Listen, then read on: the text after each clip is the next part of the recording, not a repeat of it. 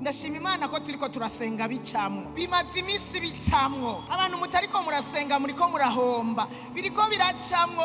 Urasengeje ukabona urabibonye, urasenga ukazubona ukumva n'ubundi vy'Imana yaguhaye nivyo yamuhaye, biriko biracamwo. Nimuze tubibemwo, nimuze tubiraremwo, tubizindukiremwo, dusenge. Aba bantu b'Isirayeli mu gihe ca Yesaya naho bariko barasenga bakumva wapi, bagasubira bakumva wapi, hanyuma ngo babaza Imana.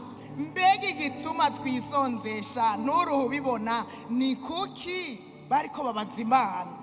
Igituma twibabaza nawe ukavyirengagiza ni kuki? Bari bababaye, bari mu bihe bigoye, byari birabishe. We kwisonzesha, wahevye kurya, wahevye kunywa, ukumva nibirenga no ngaha, ugasaba n'upfuronse.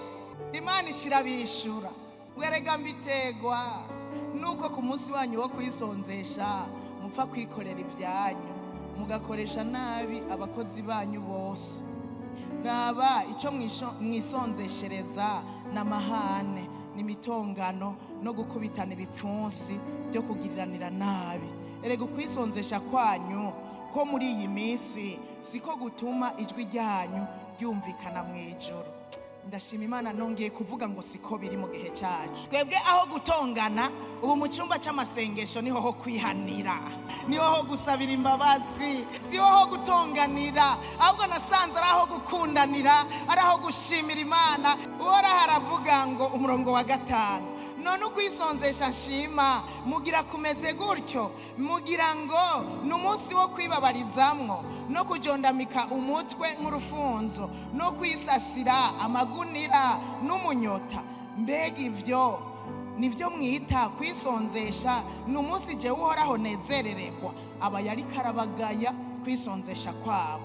Nukuri nagomba ngaruke ndakubwire, igihe cyose uzosenga ukumva hariho ensano papa, uzubaza Imana, uzoce wumva ko ukeneye Imana. Ndakeneye ikanguro, ndakeneye kongera kugiriranira imigenderanire nawe, ndagukeneye hafi, ndakunyotewe. Cyane uzoce ubaza Imana ibitagenda neza. Aba babuzwa nuko bisonzesha mugabo nibubaha Imana, bagafata minenegwa ivy'Imana, bakisonzesha bagaca baja kwikorera ivyabo. Ugasanga abakozi barabacurika bakabacurura, ugasanga n'umunsi wo kujondamika amazosi ngo abantu babone ko bisonzesheje. Mugabo vy'ukuri gusenga vy'ukuri batunganije vyose ntivyarimwo. Kwari ugusenga kutari ukukuri, kutari kwiza. Imana irabibabwira. Barisonzesha mugabo hari habishwe n'inzara iruhande yabo ntibabagaburire. Ibi nivyo yari karababwira. Niwa senga ukumva ntibigenda, uzumubaze uwabwiye aba bantu bo mu gihe cya Yesaya, akabamenyesha impamvu ivyabo bitariko biracamo, nawe izokumenyesha. Hanyuma imaze kukumenyesha ubihindure,